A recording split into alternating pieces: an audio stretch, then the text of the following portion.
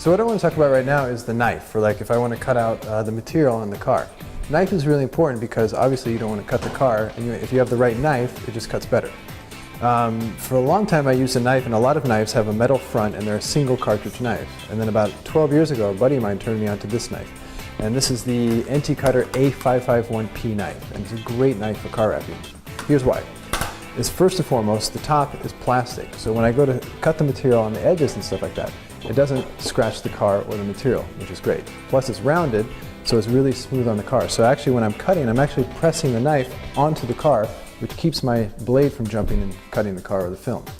And my other favorite thing about this knife is, normally with a single cartridge knife, you have one blade, and when that gets down low, you tend to push a dull knife. But when this knife, let's say when this blade gets small, you simply pull it out, click this back, and then you got a fresh blade. This holds 5 blades, and so for per car, I usually go through 2 to 3 blades per car, and that's what you should be doing. So this knife allows you to stay on the car without having to go back to your tool bag. Also, the blade that I use in here is a 30-degree blade. That's extremely important for car wrapping. Normally, a 45-degree blade comes with a knife. Switch to a 30-degree blade and it just cuts sharper. I'll show you. So with the blade, I can push onto the car and I can cut nice and clean down the edge.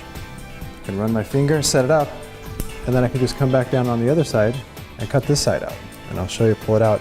And because I can push on the car with my knife, it just makes it extremely secure, and I cut better, cleaner, and safer with the Nt Cutter A551-P knife.